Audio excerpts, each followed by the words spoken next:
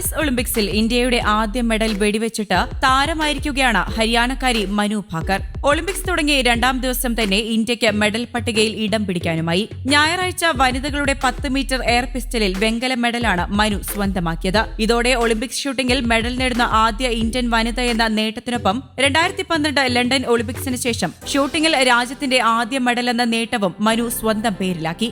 ഇതിനു പിന്നാലെ താരത്തെ അഭിനന്ദിച്ച് രംഗത്തെത്തിയ കേന്ദ്ര കായിക മന്ത്രി മൻസുഖ് മാണ്ഡവ്യ മനുവിന്റെ പരിശീലനത്തിനും മറ്റുമായി കേന്ദ്രം ചെലവഴിച്ച തുകയും വെളിപ്പെടുത്തി. മനുവിന്റെ പരിശീലനത്തിനായി 2 കോടിയോളം രൂപയാണ് ചെലവഴിച്ചത് എന്നും ജർമ്മനിയിലേക്കും സ്വിറ്റ്സർലൻഡിലേക്കും താരത്തെ പരിശീലനത്തിനായി അയച്ചുവെന്നും മാണ്ഡവ്യ വ്യക്തമാക്കി. ഇത്തവണത്തെ ഒളിമ്പിക്സിൽ മറ്റ് അത്ലറ്റുകളും മികച്ച പ്രകടനം പുറത്തെടുക്കുമെന്നും മന്ത്രി ആത്മവിശ്വാസം പ്രകടിപ്പിച്ചു. വാർത്താ ഏജൻസി ANIയോട് പ്രതികരിക്കുകയായിരുന്നു അദ്ദേഹം.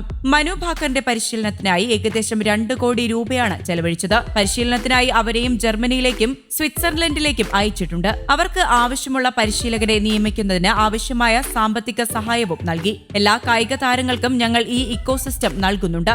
അതുവഴി അവർ അന്തർദേശീയ ദേശീയ മത്സരങ്ങളിൽ മികച്ച പ്രകടനം കാഴ്ചവെക്കുന്നു. പാരീസ് ഒളിമ്പിക്സിലും നമ്മുടെ അത്ലറ്റുകൾ മികച്ച പ്രകടനം നടത്തുമെന്ന് എനിക്ക് ഉറപ്പുണ്ട് എന്നും അദ്ദേഹം കൂട്ടിച്ചേർത്തു. ഹരിയാനയിലെ ജജ്ജാർ സ്വദേശിയായ 22-കാരി മനു ഭാക്കർ 2018 കോമൺവെൽത്ത് ഗെയിംസിലും ഷൂട്ടിംഗ് ലോകകപ്പിലും സ്വർണ്ണ ജേതാവായിരുന്നു. 2018 നടന്ന അന്താരാഷ്ട്ര ഷൂട്ടിംഗ് സ്പോർട്ട് ഫെഡറേഷന്റെ ഷൂട്ടിംഗ് ലോകകപ്പിൽ സ്വർണം നേടിയതോടെ ഏറ്റവും കുറഞ്ഞ പ്രായത്തിൽ സുവർണ നേട്ടം സ്വന്തമാക്കുന്ന താരവുമായി.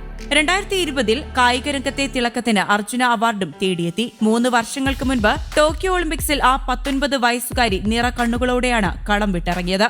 2024 വെങ്കല മെഡലിൽ മുത്തമിട്ട് മനു ഭാക്കർ എന്ന 22-കാരി പാരീസ് ഒളിമ്പിക്സിൽ ഇന്ത്യൻ പതാക പാറിച്ച് രാജ്യത്തിന്റെ യശസ് ഉയർത്തി. 2020 ഒളിമ്പിക്സിൽ പിസ്റ്റലിലെ തകരാർ കാരണം യോഗ്യതാ റൌണ്ട് കടക്കാൻ സാധിക്കാതെ കണ്ണീരോടെ ഷൂട്ടിംഗ് റേഞ്ച് വിട്ട താരം ഇന്ന് ആത്മവിശ്വാസത്തിന്റെ പുഞ്ചിരിയുമായി വെങ്കല മെഡലിൽ മുത്തമിട്ടപ്പോൾ രാജ്യത്തിന് ഇത് അഭിമാന നിമിഷമാണ്. ടോക്കിയോ ഒളിമ്പിക്സിന് ശേഷം താൻ അതീവ നിരാശയിലായിരുന്നുവെന്നും അത് മറികടക്കാൻ ഒരുപാട് സമയമെടുത്തുവെന്നും വിജയശേഷം താരം പ്രതികരിച്ചു. എനിക്ക് ചെയ്യാൻ സാധിക്കുന്നത് ഞാൻ ചെയ്യുകയായിരുന്നു.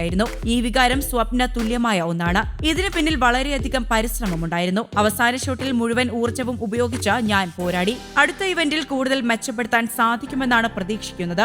യോഗ്യത നേടുമ്പോൾ മുന്നോട്ട് എങ്ങനെയെന്നതിൽ വ്യക്തതയുണ്ടായിരുന്നില്ല. കഠിനാധ്വാനം ചെയ്തിട്ടുണ്ട്. ബാക്കി വിധിക്കും ദൈവത്തിനും വിട്ടുകൊടുത്തു. താൻ ഇവിടെ ആത്മവിശ്വാസത്തോടെ നിൽക്കുന്നതിന് കാരണഭൂതരായ എല്ലാ സുഹൃത്തുക്കൾക്കും ബന്ധുക്കൾക്കും അഭ്യുദയകാംക്ഷികൾക്കും നന്ദിയെന്നും മനു പറയുന്നു. മനുവിന്റെ മറുപടിയിൽ തികഞ്ഞ ആത്മവിശ്വാസവും അഭിമാനവും നിറഞ്ഞു നിന്നിരുന്നു. ഇനിയും നിരവധി മെഡലുകൾക്ക് രാജ്യത്തിന് അർഹതയുണ്ട് എന്നും താരം പറഞ്ഞു. അതേസമയം 10 മീറ്റർ എയർ പിസ്റ്റളിൽ വെങ്കലം നേടിയ മനു മിക്സഡ് ഇനത്തിലും വെങ്കല നേട്ടത്തിനുള്ള പോരിന് യോഗ്യത നേടിയിട്ടുണ്ട്.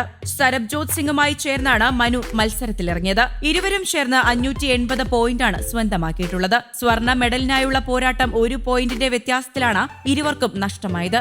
1-ാം സ്ഥാനത്തുള്ള ടർക്കിഷ് സംഘത്തിന് 582 പോയിന്റും 581 പോയിന്റുള്ള സെർബിയൻ ടീം 2-ാം സ്ഥാനത്തുമാണ് ഇപ്പോൾ ഉള്ളത്. വെങ്കല മെഡലിനായുള്ള പോരാട്ടത്തിൽ ദക്ഷിണ കൊറിയയ്ക്കെതിരെയാണ് ഇന്ത്യൻ സംഘം മത്സരിക്കുക. ഈ ഇനത്തിൽ തന്നെ ഇന്ത്യയുടെ റിതങ് സ്വാങ്വാങ്, അർജുൻ സിംഗ് ചീമ എന്നിവർ മത്സരിച്ചുവെങ്കിലും 10ാമതായാണ് ഇവർ മത്സരം അവസാനിപ്പിച്ചത്. അതേസമയം വനിതകളുടെ 10 മീറ്റർ എയർ റൈഫിൾ ഫൈനലിൽ രമിത ജിൻഡാലിന് മുന്നേറാൻ സാധിച്ചില്ല. ഫൈനൽ മത്സരത്തിൽ 7ാമതായാണ് താരം മത്സരം അവസാനിപ്പിച്ചത്. News desk Kerala Kaumudi.